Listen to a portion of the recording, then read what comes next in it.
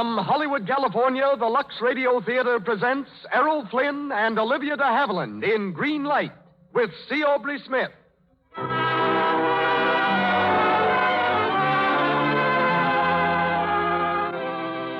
Lux presents Hollywood. For the interest you have taken in our products, Lux Toilet Soap and Lux Flakes, for your purchases and for your recommendations to your friends, we send you our sincere appreciation. It is this kind of loyalty that makes the Lux Radio Theater possible. Tonight, we bring you Olivia de Havilland and Errol Flynn in Green Light with C. Aubrey Smith. Our guests, Alton Cook, radio editor of the New York World Telegram, and Dinty Doyle, radio editor of the New York Journal-American and columnist for the Hearst papers. Lois Silvers conducts our orchestra. And now, the producer of the Lux Radio Theater. Ladies and gentlemen, Mr. Cecil B. DeMille.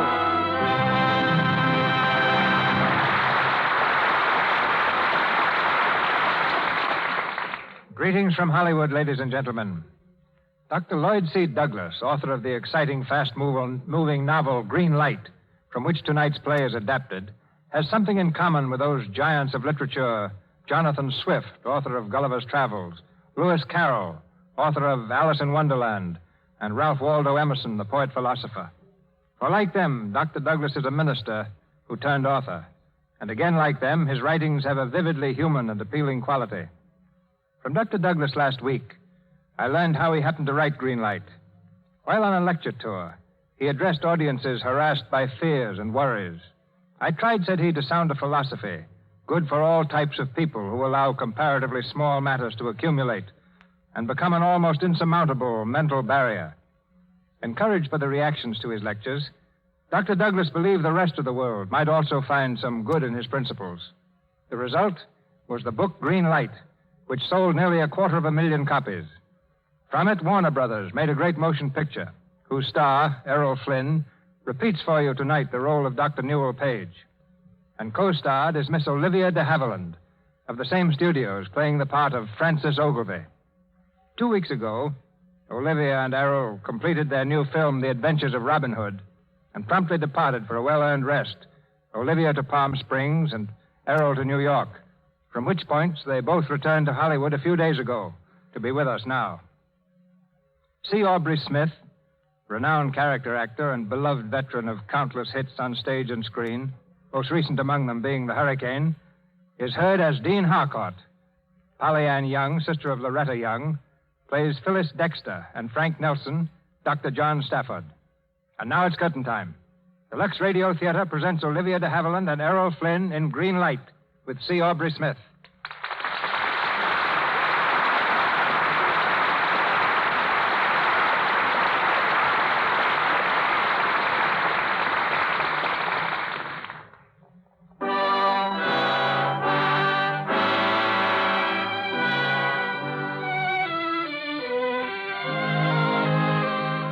Bay Park Hospital, on the outskirts of Boston. In his private office, Newell Page, a rising young surgeon, stands near the window examining an X-ray plate. By his side is Nurse Frances Ogilvy. She leans close to the surgeon, pretending a great interest in the photograph, while he pretends to be unaware of her nearness. See that spot? Mm-hmm. Well, that's it. I don't like the way it... Ogilvy, I wish you wouldn't do that. What? Lean so close to me. Why not? Because it prevents me from concentrating. You're very beautiful, you know. Yes? And in addition, you're intelligent and probably the best chief surgical nurse the Bay Park has ever had. Thank you. You're very welcome, Miss Ogilvy. I hate Ogilvy. Why don't you call me Frances? Frances, eh? That's a nice name. Now, about this X-ray. Do you ever think of anything but your work, Dr. Page? Oh, yes, occasionally. Have you met Sylvia, my cocker spaniel? She's the cutest little Do you ever think of anything but your dog and work, Dr. Page? Never, Miss Ogilvy. Yes, that's what I thought. You know, there was only one time I ever heard you say anything that I felt you really meant. Something unpleasant, probably. It was the day we did the little Morton boy's operation. It was a tough job. You were worried. You seemed to think I kept up with you pretty well, and when it was over, you said, Ogilvy, you're a good egg. Egg, eh? I know it sounds awfully silly, but it meant a great deal to me. Well, I'm glad. You have a great talent for surgery, you know. And by the way, how's Mrs. Dexter this morning? She's as sunshiny as ever. She's been listening to that minister on the radio again. What's his name? Oh, yes, Harcourt, isn't it? That's it, Dean Harcourt. Say, she goes into surgery in less than an hour. Have you got... Oh. What? I'm awfully sorry, but I forgot to tell you. Mrs. Dexter's operation has been put off. Why? Dr. Endicott's been delayed. He just telephoned. From where? Milwaukee. He can't get here until tomorrow. But that's dangerous. I'm not certain she can wait until... Has she been told? Not yet. Oh, well, I suppose that's up to me. I'll be back in a few minutes. Dr. Booth. Dr. Booth. Calling Dr. Booth. Hey, Newell. Newell, wait up. Hello, John. Oh, what's the big rush? Oh, Endicott's delayed that Dexter operation until tomorrow. Why? He can't make it. He's delayed or something in Milwaukee. By what? A lecture to some club or a stockbroker? You stick to your bugs, John. That's your business, and Endicott's his. Thanks for telling me. Oh, I'm sorry. Let's have dinner tonight. I can't. I've a date with some little bugs from Montana. Real old-fashioned killers from way back. That's interesting. What's the name? Dermacenter Andersoni. Wood ticks to you. Are you messing around with spotted fever again? Not again. Still, I may go out to Montana one of these days. Hope you enjoy my funeral. Thanks, I will. And striving constantly for the higher and the better life. Morning, Mrs. Dexter. But man's progress in life is not steadily onward. Dean Harcourt again? Not steadily forward. Again. Sometimes man's progress is stopped by something that is bigger and stronger than he. Something over which he has no control. And that's something I like to think of as a red light, flashing a halt to the forward surge of his life. And I like to believe there is a power which controls that light, which knows in its infinite wisdom that sometimes man must stop to learn through suffering before going on. For it is as inevitable as time that man progresses to a better future. If not for himself, then through his suffering for his fellow men. When he has learned this, the signal changes, and the green light frees him to resume his inexorable march into eternity.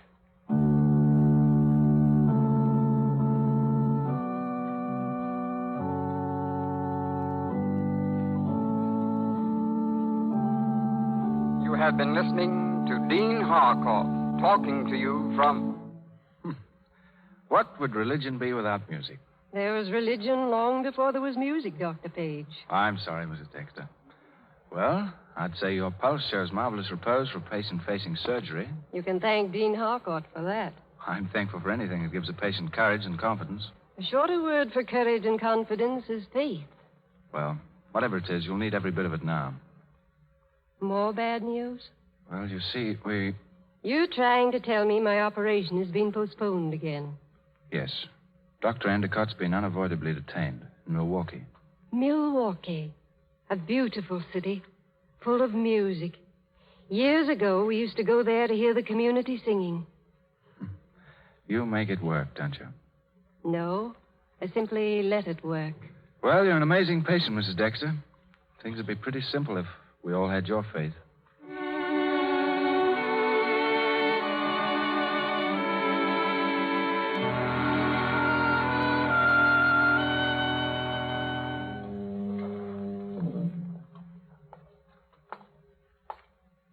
Evening, Dr. Page.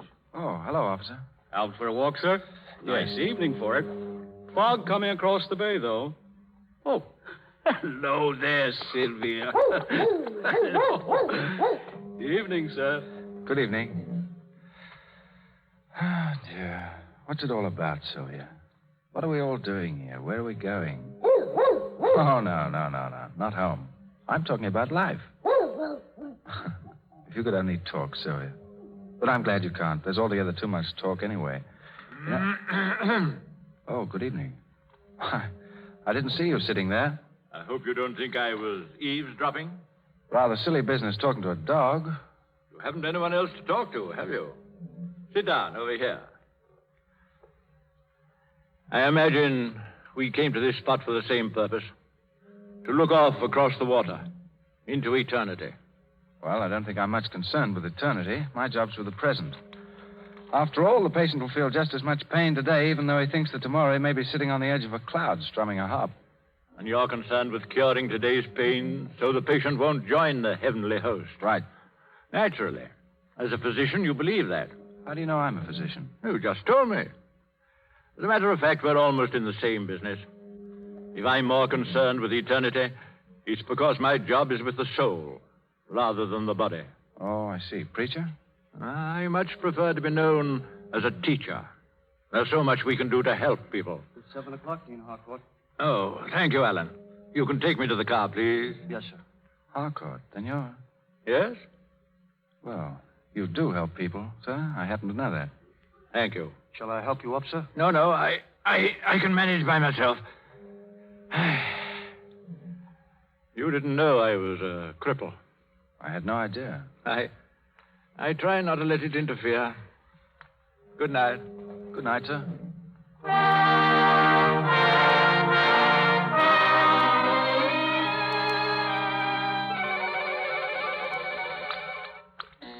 Baypark Hospital.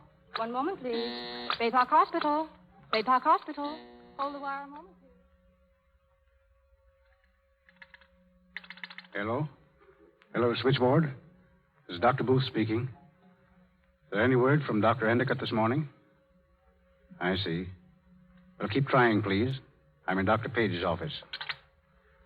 Nothing yet, Page. Well, I guess that means we'll have to postpone the operation again. We can't. Take a look at that X-ray. Looks bad. Miss Ogilvy, get Mrs. Dexter ready. We'll operate immediately. Yes, sir. Are you crazy? Not unless these X-rays are. Hello? Hello, surgery, please. I grant you that the infection has spread alarmingly since yesterday. Nevertheless... Surgery, this is Dr. Page. Oh, you can't do that, Page. She's Endicott's patient. We'll operate on Mrs. Dexter immediately. Now listen, Page, if anything happens... Nothing's going to happen. Scrub up, Dr. Lane. You're handling it.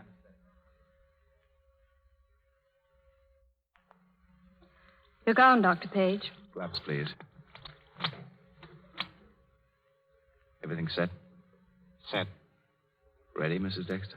Yes. You're a most unusual patient. Ether, Doctor.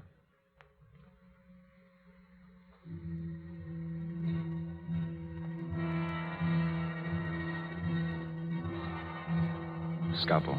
Scalpel. Sponge ready. Sponge ready.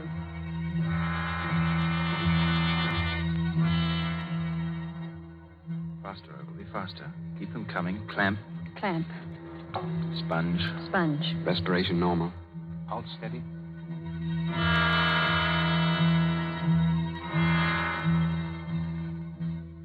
Still normal. A little more ether. Much longer, Doctor? 10 minutes, maybe less. Clamp, please. Clamp.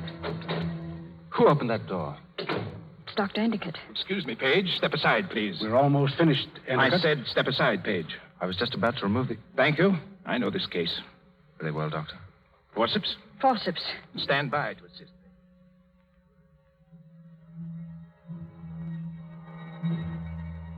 Pulse varying. Unsteady now. More ether? I don't think so. Endicott? Through in 20 minutes. 20. Scalpel, please. Scalpel, but... Quickly. Yes, sir. Dr. Endicott, it's not time now. I know what I'm doing. Stand by to tie the artery. Pulse slowing. 42. You'll have to work fast. Tie the artery, Doctor. Well, tie it. Tie it. I can't. What? You've cut it too short. I can't make the tie. It's a hemorrhage. Quick. Oxygen. Sponge. Give me a sponge. Pack that artery. You can't. Clamp. Clamp. Wait. I'm afraid it's too late, Doctor. What? She's dead. Dead.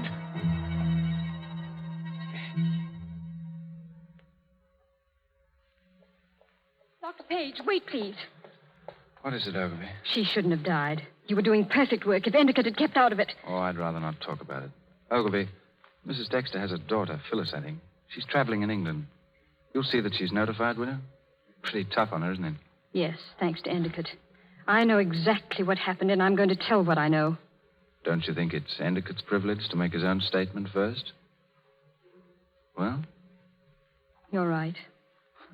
that's a good egg, Ogilvy.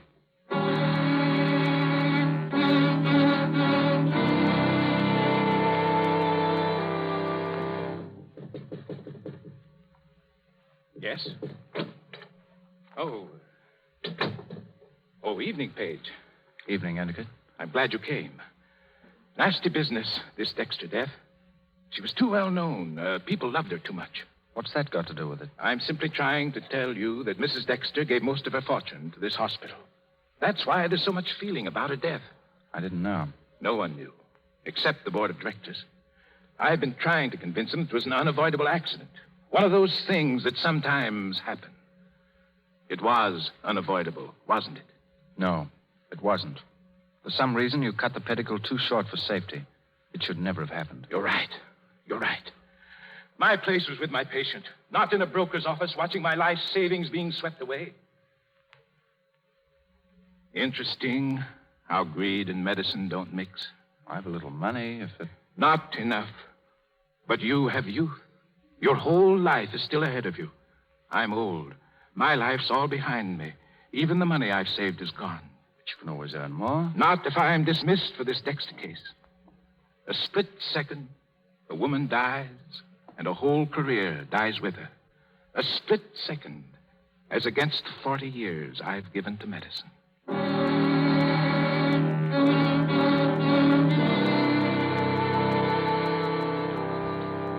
And as chairman of the board, Dr. Page, I regret to inform you that we hold you responsible for Mrs. Dexter's death. May I add that your refusal to defend yourself has not benefited your position. But rather than submit you to the embarrassment of a dismissal, we're giving you this opportunity to resign. Is that all? That's all. Thank you.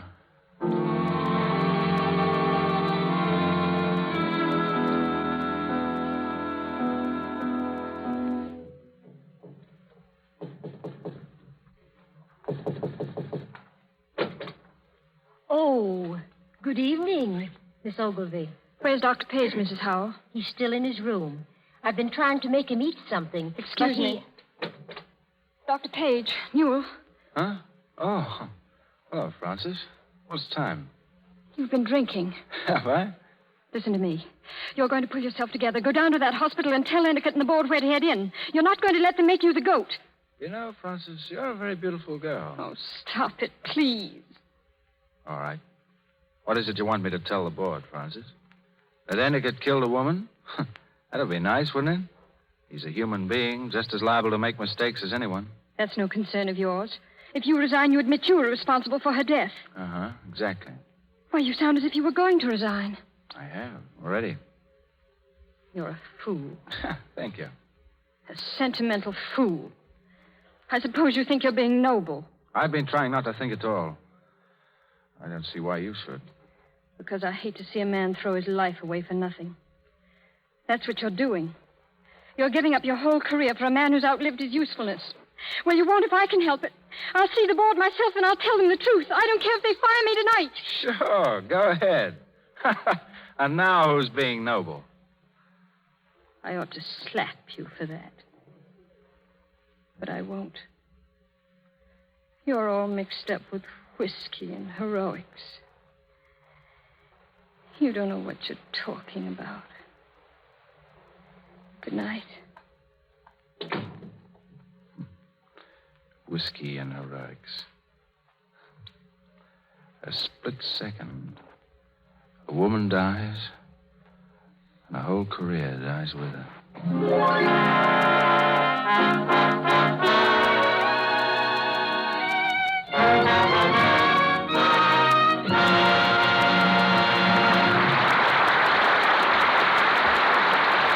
So ends Act One of Green Light. In just a few moments, our stars, Errol Flynn and Olivia de Havilland, will return in Act Two of our play. But during our intermission, we raise a question. Is truth stranger than fiction? We think that often it is more exciting than fiction, and to prove this, we're going to present to you a regular Cinderella story which actually happened.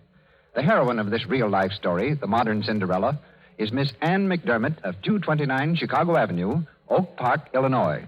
She keeps house for her aunt and uncle. Her exciting experience started when her friend Marjorie dashed into the house early one morning. Gracious, Marjorie, what are you doing here this time of the morning? Oh, Anne, I had to tell you right away. Tell me what? Why, down at the store, they're having a beautiful hands contest, and you must enter. Me? Oh, you're crazy. I'm not. Your hands are lovely. Oh, nonsense. All the young girls in town will enter. I'm 37, and I've done housework for years. I wash dishes 3 times a day, too. But your hands don't show it, Ann, and... Oh, please do. It's this afternoon. Come on, just as a favor to me. Well, all right. But just as a favor to you, mind. And so Miss McDermott goes with her friend to the Beautiful Hands contest. There are many women in the contest, most of them young. We listen in as they wait to hear the awards. Oh, I just know you'll win, Ann. Oh, nonsense. I think we'd better go home. And now we're ready to announce the prize winners. Miss Ann McDermott of 229 Chicago Avenue. It's you, Ann. It's you. Miss McDermott, please come forward. I can't believe it. There's some mistake. Miss McDermott, congratulations. Miss McDermott, ladies and gentlemen, keeps house. She's done all her own work for many years, and yet her hands are lovelier than those of many young girls. I'm happy to give her this prize. Yes, this actually happened. Here are Miss McDermott's own words. Lux was the reason I won the biggest thrill of my life and a grand prize. I do dishes 3 times a day, but Lux Flakes keep my hands beautiful. Thank you, Miss McDermott, for this convincing proof of how Lux Flakes for washing dishes keeps hands soft and white.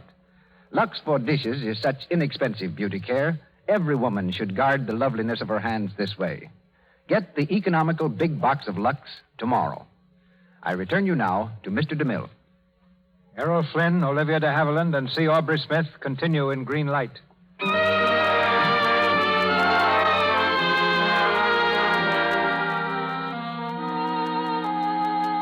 A few days have passed, and Frances Ogilvy still has not told the true facts of Mrs. Dexter's death. In despair, she turns for advice to the dead woman's friend, Dean Harcourt. In the minister's study, she tells her story. The crippled old man listens quietly.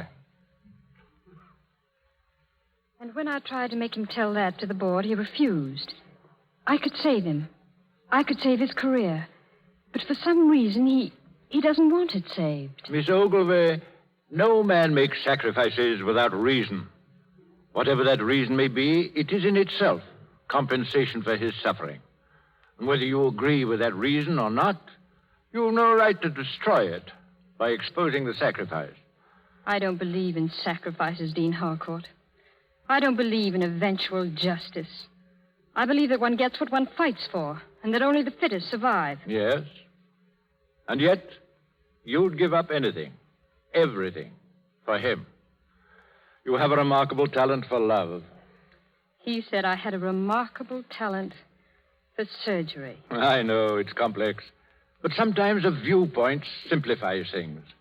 I like to think of civilization as a great parade, made up of all those who have lived, all those who are alive, and all those who will live. Many stumble, fall by the wayside. Many are lost. But whatever the individual problems, the individual destinies, the great parade of civilization must continue to march on to its own and much greater destiny. Maybe. But I've got my own little parade to push over some pretty rough roads. And I don't hear any bands playing either. I don't ask you to believe, my dear. I can only tell you that we, as individuals, are less important than our contributions. And we don't always know what form those contributions take. And in this case, my contribution may be silence? Yes. Well, I've taken a lot of your time. Is there something I can do to repay you? Yes. I want you to go into the anteroom. There'll be somebody there to see me. Ask her whatever questions you'll wish, then come back and tell me what she says. Very well, Dean Harcourt. Good morning. Is Dean Harcourt in his study? Yes, he is. What is your name, please? Just tell him it's Phyllis Dexter. Phyllis?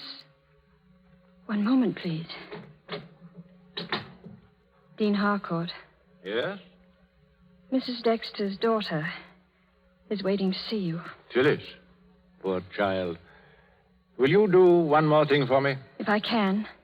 That other door will lead you into the nave of the cathedral. Go there. Sit down. Face the altar. Think about what we've said to each other. Very well. Phyllis? Come in, my dear. Oh, Dean Harcourt, My dear, those tears aren't at all becoming. No, I know. But I can't seem to stop. Mother was everything to me. She still is everything. Don't you remember how unafraid she was? Yes. And what happened to her? I went to the hospital this morning right after the boat landed. I asked to see Dr. Page. Page? Endicott's assistant. He started the operation before Dr. Endicott arrived. Did you see him? No. They told me he resigned. Oh, they tried to hide it from me, but they couldn't. It was too plain. Dr. Page killed my mother carelessly, viciously. Phyllis, go into the cathedral. Look up into his face on the cross. Think of him and of what hate did to him and what it is still doing to the world. Go now, while the hate is still in your soul.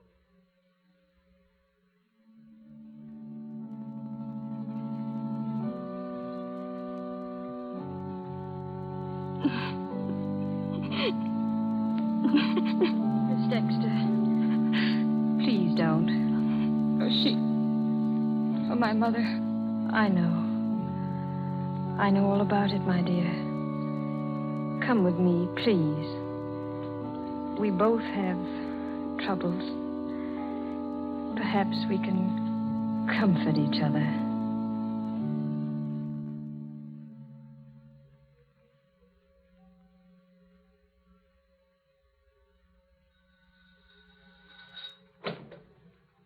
Yes? Hello, Oh, excuse me. I thought this was Miss Ogilvy's apartment. It is. Come in, please. Well, thank you, but... Oh, I'm a friend of hers. Well, that is. Well, we only met this morning. She brought me here to tea. Oh. Who shall I say is calling? Why, I'm, Hello. Oh, hello, Francis. Sorry if I'm intruding. I should have telephoned. No, it's all right. May I take your coat? Well, Oh, please. Don't go on my account. Well, thanks. Pardon me for staring, but your face seems familiar. This is Phyllis Dexter.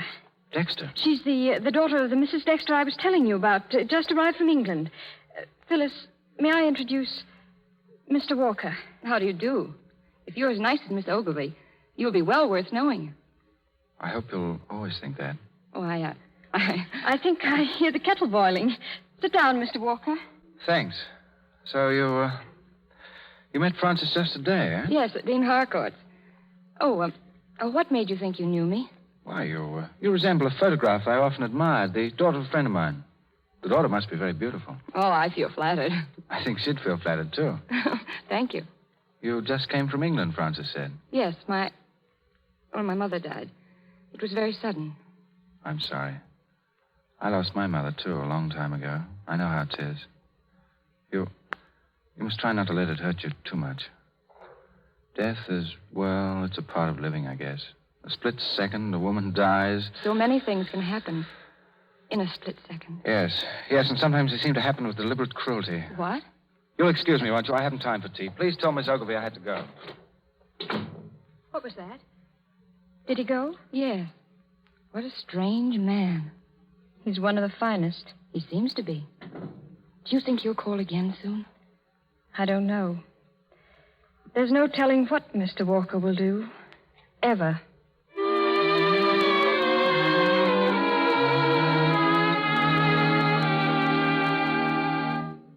Come in, Doctor. I'm very glad to see you. Our first meeting was rather brief. I came here to argue with you, Dean Harcourt. Really? Sit down.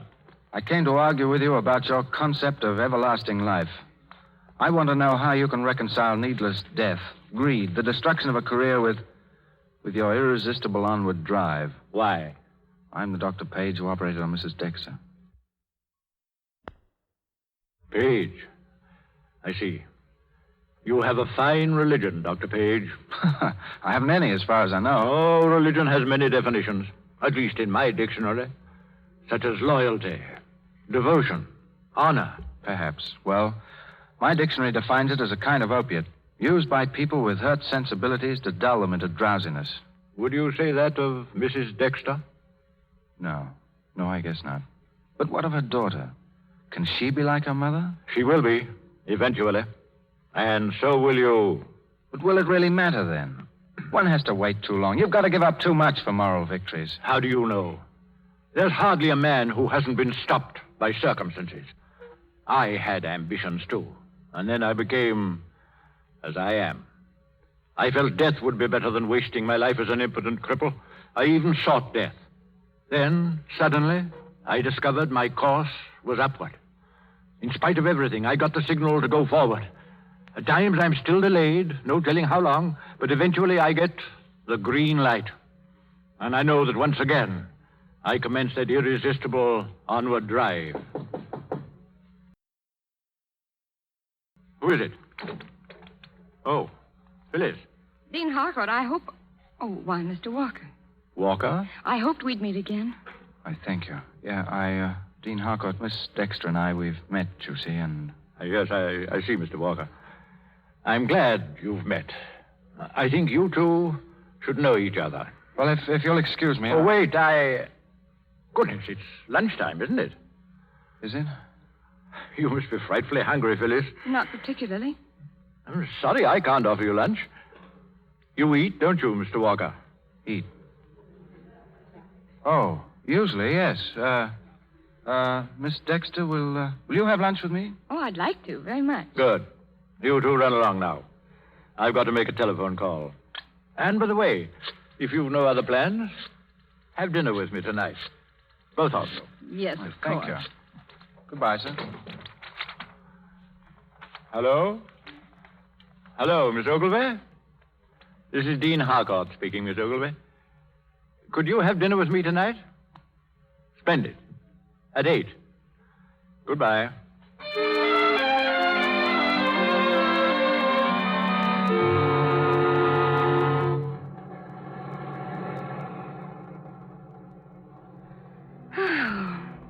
Oh, I don't know when I've had a nicer day, Mr. Walker. Really? Well, that goes for me, too. Dean Harcourt's a remarkable man, isn't he? Yes. Well, you seem to think we ought to be together. Tell me, was he in the church before he got this attack of poliomyelitis? Polio what? I mean, infantile paralysis. You know, I've been around doctors so long I almost talk like one. Anyhow, was the dean always in the church? Yes, why? Oh, I don't know, unless it's because I've always had the idea that people turn to religion only when they're in trouble. Well, you would never have had that idea had you known my mother. Oh, but your mother was unusual. You did know her? No. But I've heard a great deal about her. Here, Sylvia. Sit down back there. Yeah, she always barks at cows. Stop it. Sylvia. Sylvia. I remember another dog called Sylvia. Mother wrote me about it. She said that Dr. Page had a... Phyllis. Oh, you're Dr. Page, you. Yes. Oh. Wait, Phyllis, listen to me. You had to know sometime... And you killed my mother? No. Then who did? It was an accident. Accident? Oh, you might at least be man enough to accept the blame. Let me out, please. Phyllis, you've got to listen to me. Phyllis!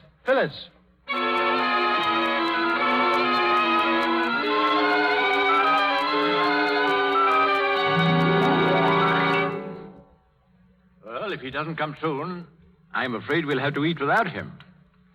Phyllis, have you any idea why he's so late? No, Dean Harcourt. Who is it we're waiting for? A friend of yours, Mr. Walker.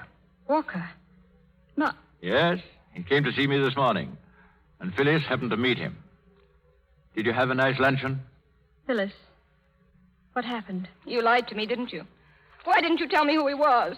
I see. Well, why didn't you? Because I saw no reason to upset you. I wanted to make it easier for you. And for him, too. I'd do anything I could to make things easier for him. Oh, why should he have things made easier for him? Why he of all people? Because he's clean and decent and good. Because he's the finest man I've ever met in all my life. You think you have reason to hate him, don't you? Well, I tell you, you haven't. Phyllis, your mother... Oh, don't say it, please. I'm sick of philosophies, sermons, parables. I'm a human being. I have the right to hate or love. I was born with it. I feel it. It wasn't taught me. You love him. You love him, don't you? Oh, what does that matter now? He killed my mother. I gave him his chance to explain. And did he blame someone else? No, how could he? That's right, how could he? He's too honest. Too honest to break the rules he plays by. What do you mean? Tell her, Francis. No. I'll play according to Page's rules, too. He didn't have to listen to sermons to become good. He was born that way. And he'll always be that way, no matter what happens to him. Well, I don't understand. You will, eventually. You see, my dear, until you have that faith, you don't really love. Francis? Yes. I've learned a great deal from you today. Thank you. Where are you going, Phyllis? I'm going to him. Do you know where he lives? I'll find out. Wait for me outside. I'll take you to him. Francis, you do that? Bring them together, knowing that she loves him? He loves her, too. Did he say that? No one has to say it. It's in a woman's eyes when she's loved. I know. Well, good night, Dean Harcourt. Good night, Francis.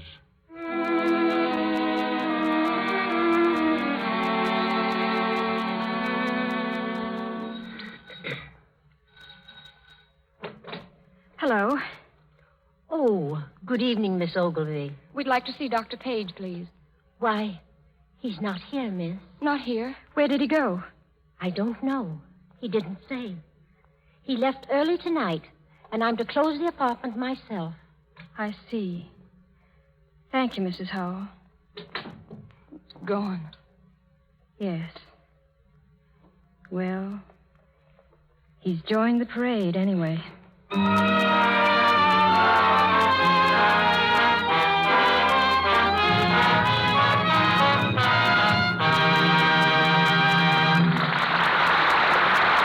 Pause for station identification. This is the Columbia Broadcasting System.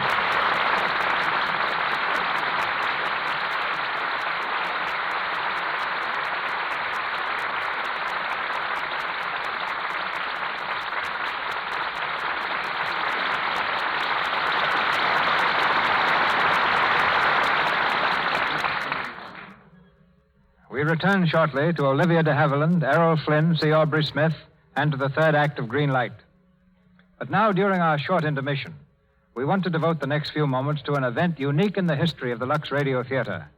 We bring you two of the country's outstanding radio critics, Mr. Alton Cook of the New York World Telegram, who will speak to us from New York City, and Mr. Dinty Doyle, radio editor of the New York Journal American, who is here on our Hollywood stage.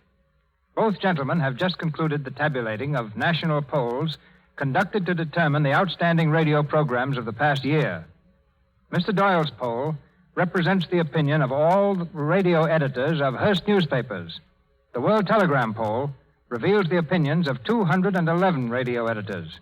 And the two polls represent newspapers whose combined circulation is over 36 million. Thus, you see the tremendous coverage represented by these two critics. Together, their checkups blanket the country. Criticism is a stimulant to the arts, to entertainment, and to all who strive to create, whether their endeavor is music or literature, motion pictures, painting, public affairs, or radio. And certainly the interest of radio editors has helped broadcasting to come of age as a recognized medium of culture. Through our two guests, separated by 3,000 miles, the Lux Radio Theater extends its gratitude to the hundreds of newspapers and radio editors all over the United States and Canada who are making radio criticism of equal importance to that of the stage and screen. And now from New York City, Mr. Alton Cook of the New York World Telegram. Thank you, Mr. DeMille. But tonight I'd rather pay my tribute to your program instead of to radio criticism. This is the fourth year your radio theater has led all the dramatic programs in the annual World Telegram poll. For a program in its fourth year, that's not at all bad. People have been having a lot of fun in theaters for a long time. They're having more now than ever before, thanks to your radio theater, which gets into corners of the world the theater used to have trouble finding. This past month, your program has brought one of the stage's great characterizations, George Arliss and Disraeli.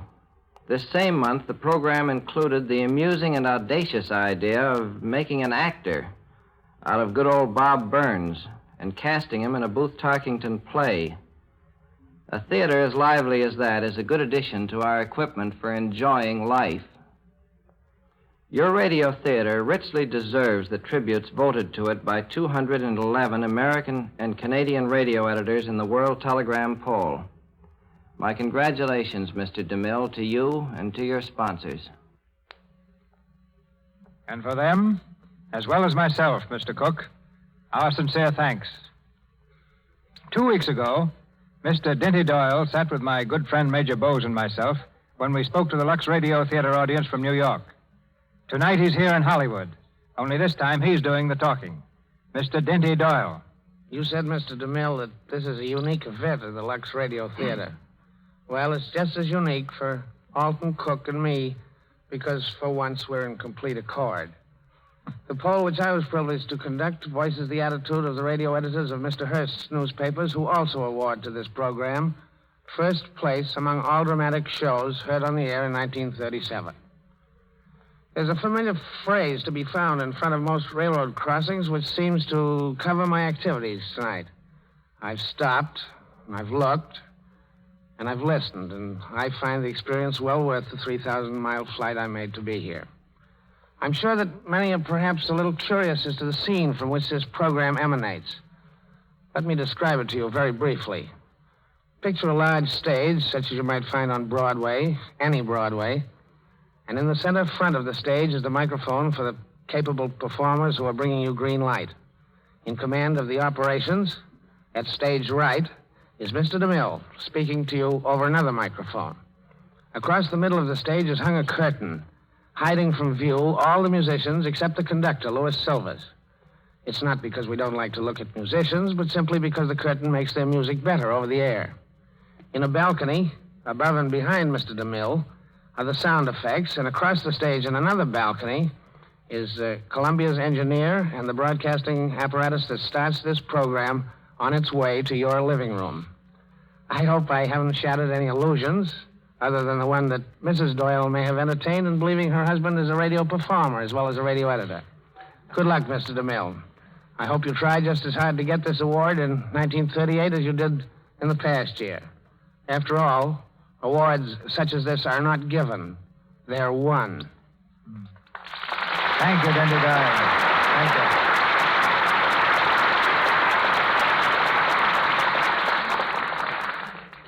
Green Light, starring Errol Flynn and Olivia de Havilland with C. Aubrey Smith.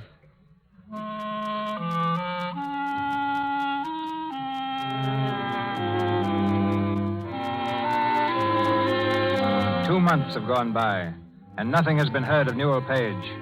At last, word comes from Dr. Stafford. Word from the fever-ridden hills of Montana, where death lurks in the sting of an insect, bearing the innocent name Woodtick. As Dean Harcourt and Phyllis listen, Frances reads the letter aloud. You know, Frances, that research requires unbreakable nerves, endless patience. Newell is too sensitive for it. The fever's been raging round here for weeks, and the things he's seen have gotten under his skin. He's working with me now on a new vaccine, and he's doing great work, but too much of it. I can't get him to rest. Do you know of any way to get him out of here for a while? Maybe there is something in his private life you know of that can be used. Well, Phyllis? I'll take the next train. My dear. Will you be coming too, Frances? I? No. No, you'd better go alone.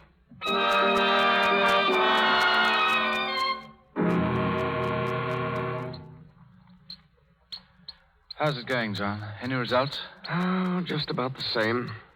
Where were you last night, Noel? You look all in. Oh, I went through the valley on some calls. Well? 8 more deaths. 8. Oh, God, it's horrible. A little wood tick bites a man. 3 days later, he's dead. If we only knew about that new vaccine. Oh, if. How are we going to know? All we know now is that it doesn't kill the guinea pigs. We still don't know if it makes them immune to fever. And if it does, what proof is it that it'll work on a human being? It's like shooting in the dark. John, suppose a man took a shot of that stuff, the new vaccine. A man? Yeah. And then suppose he let a wood tick bite him. That'd prove something, wouldn't it? If he died, it wouldn't. But if he lived? Well, then we'd know that the vaccine works. Unfortunately, we can't make that little experiment. Human beings aren't guinea pigs. Well, here's one who is. What? I did it last night. Did what? Gave myself the vaccine, 2cc. Then I let a wood tick have a bite at my arm. Are you crazy? I haven't your patience, John. We'll know all about that vaccine now, anyhow. Another man tried that up here. He lasted about 3 days. You're a fool, man. What do you think we have animals for? Oh, they don't need to justify their lives, John. I do. Answer that, will you? Hello. Yes. Who? Just a moment. It's for you, Newell. Me? Hello? Yes. Yes, this is Page. Who's this? Phyllis. Where are you? Oh, yes, of course. Yes, I'll be right down. It's Phyllis Dexter. She's at the station. I'll saddle the bag. Newell, wait. I wish you'd take it easy. The more you exert yourself, the harder it's going to be to beat off the fever if it hits you. Yes, I know. John, listen. Something may happen that'll make me lose my nerve. If I do, you've got to promise me that you'll keep yours. If I get the fever, the vaccine alone has got to lick it. Then we'll know. No other treatments. Promise? No other treatments, Newell. Good boy. I won't be long. Take it easy, will you?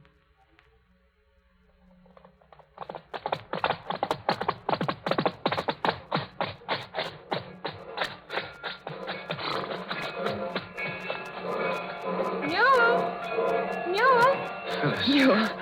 Oh, darling, I never thought I'd see you again. It had to happen. There wasn't any other way. I killed your mother, Phyllis. You didn't. She would have been the first to forgive you. As you forgive me? As I hope you'll forgive me. But I had to learn not to hate. Darling. Phyllis, you've got to leave here right away. Why? Because there's death on every bush, hiding in every flower. I don't want it to find you. Well, I'm going to stay. Phyllis, please. You must understand. There's no way of protecting you yet. Maybe in a couple of months. You never know. Sometimes it takes days. Sometimes it hits suddenly. But we'll lick it. We've got to lick it. There mustn't be any more waste. Oh, Newell, what's the matter? Nothing. Sorry, I'm... Oh,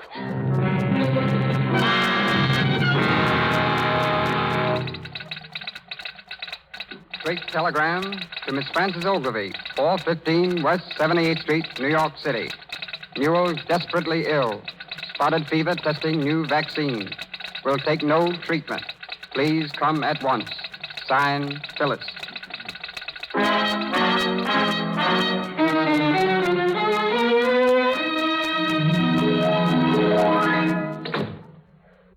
But I tell you, Miss Ogilvy, Dr. Endicott has retired for the night. Then I'm afraid I'll have to drag him out of retirement. Where is he? Good evening. Good evening, Dr. Endicott. I said I had retired. And I said I was going to bring you out of retirement. I might have added, or force you permanently into it. Well, what do you mean? Have you ever wondered what's become of Newell Page? I've never stopped wondering. But you did nothing about it, did you? He's with John Stafford in Montana. On Boone Mountain? Yes. I won't have him in that pest hole. He'll die like the rest of them. He may be dying now. He's down with spotted fever. He gave it to himself to test a vaccine. He won't accept treatment. If he dies, it's your fault. Yours, do you understand? He won't die. He can't die. I'll go to him now. There's a plane in an hour. We'll go together.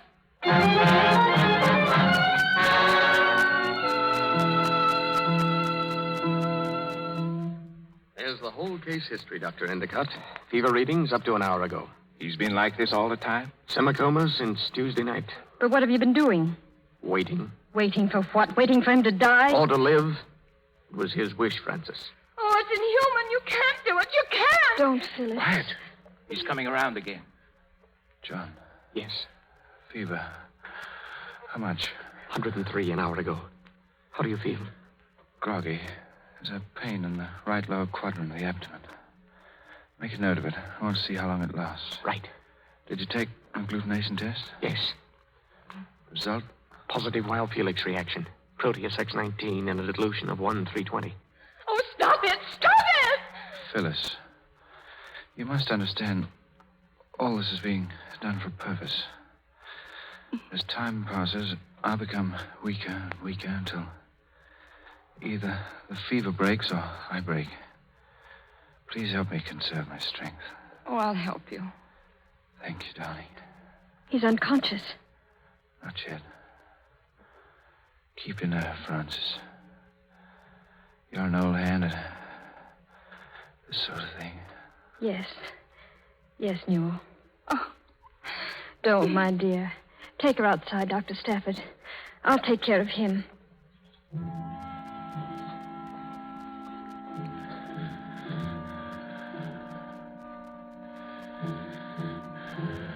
Fever. What is it?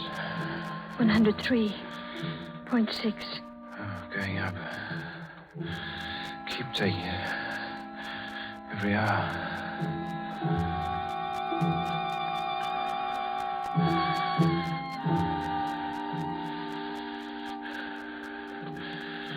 What is it now? It's a little higher. Tell me. 14.2.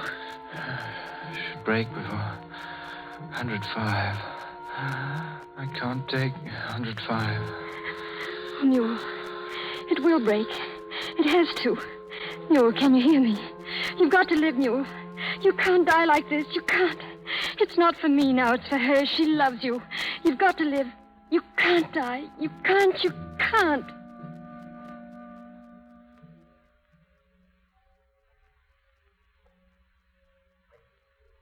Well, Endicott? I don't know. Pulse about the same. Heart action weak. This next reading ought to tell. It's almost time for it, Dr. Endicott. Wait. Paige. Listen to me. I've told the truth about Mrs. Dexter. Oh, don't try to speak now. I should have told it long ago. I just wanted you to know. Thermometer, Miss Ogilvy. Here. Well? Get out of my light, please. Well, what is it? 103. It's going down. Down. He's licked it. Oh, thank God. Quiet, dear. Newell, do you hear me? Yes. You've licked it, Newell. You're down to 103. And you've licked spotted fever. We'll shoot that vaccine into every man, woman, and child in the valley. You've done it, Newell. Do you understand? Yes. I think I know now what Harcourt meant. The green light. Irresistible onward drive.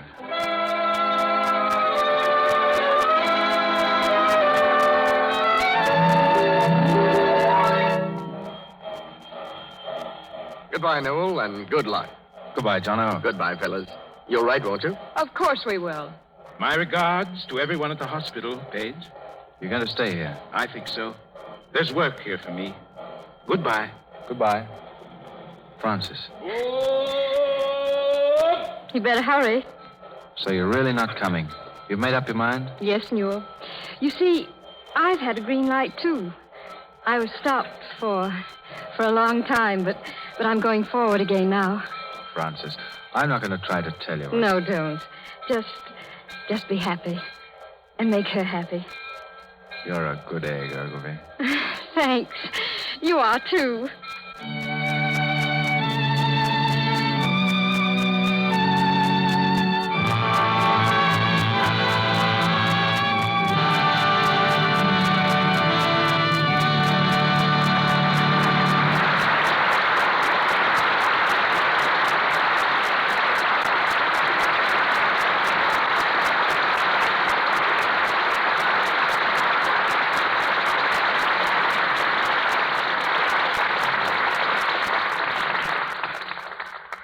We lower our curtain on green light. There's a word from Melville Roick, and then Errol Flynn and Olivia de Havilland return to our microphone. Mr. Roick. Here's an amazing fact, ladies and gentlemen. Amazing to a man, at any rate. Last year's stocking bill for the women of America totaled over $330 million. That's a lot of money. But every woman likes the flattery of lovely stockings, and they certainly do add to her beauty.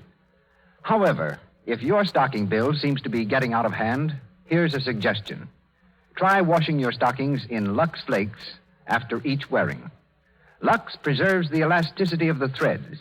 They give instead of breaking so easily when you bend your knee or stoop down or strain them in any way. Harsh soaps or rubbing with a cake of soap weakens elasticity. Then runs are apt to pop. To cut down these expensive runs, to save on stocking bills, always use Lux Flakes. Here's Mr. DeMille. A few years ago, when Errol Flynn was knocking about Australia, he and some friends bought a schooner and made a memorable 3,000-mile voyage to New Guinea, as set forth in his widely sold book, Beam Ends. So naturally, I was interested to learn when I was in Boston a couple of weeks ago that he'd just been in town looking for another boat.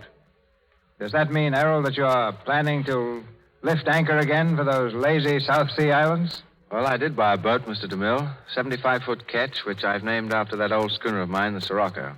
And I'm planning a trip, too. But instead of the South Seas, it'll be to the Caribbean this time and through the West Indies. And when are you leaving, Errol? Just as soon as the next picture's finished, Louis. Sometime in March. Well, Errol, is this another costume piece, like The Adventures of Robin Hood? I understand you're quite a dashing lad in your doublet and buskin and beard. Well, I hope the public agrees when they see the picture. But in this new one, I'll be back in modern clothes for a change. And when that's finished, and when I return from my trip, I also hope we'll meet again in the Lux Radio Theater. I get a great deal of pleasure listening to this program, and it's still more enjoyable to be able to take part. Many thanks, sir. I see, Olivia, that your schedule also calls for a little trip. Yes, for the premiere of another picture, Gold is Where You Find It. A number of the scenes were shot in a little town in northwest California, one of the old gold mining towns called Weaverville. So we're holding the premiere there next Saturday. Well, I don't know much about Weaverville, but I believe it's the only town in the United States whose real estate had to be imported. Well, perhaps I'd better explain why. They did so much hydraulic gold mining there that the water washed away all the fertile earth. Grain fields were needed in the picture, so we had to transport growing grain and soil, 2.5 acres, in fact, all the way to Weaverville, where I suppose it's still growing. We just heard that everything is all set for the premiere, but the head of the Businessmen's Association says that they're a bit puzzled. They're not quite sure what we'd like to have after the premiere, chocolate or vanilla ice cream. But it's a fascinating little town, and I'm so anxious to see it once again. And now, my thanks to you all. Now, let me wish you a most successful premiere, Olivia, and chocolate ice cream. And you, Errol? Clear seas and strong winds. Thanks, sir. Good night, Mr. DeMille. Good night. Good night to you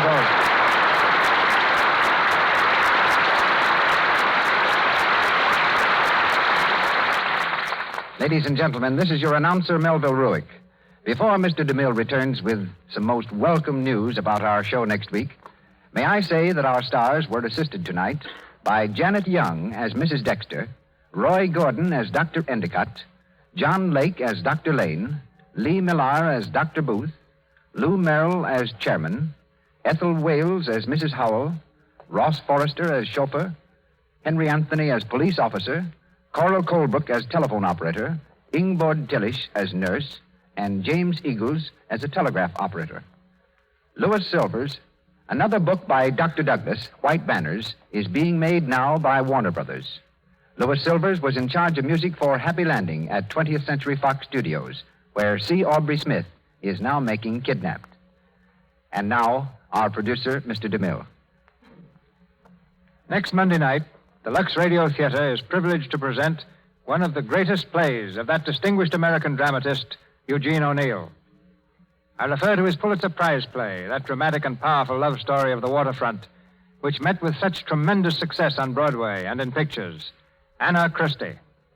And our stars, two of the finest, most popular performers the screen has ever known, Joan Crawford and Spencer Tracy.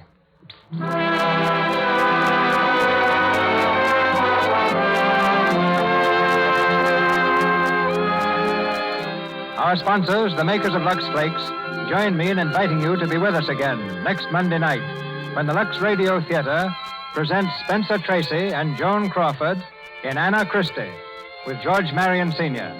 This is Cecil B. DeMille saying good night to you from Hollywood.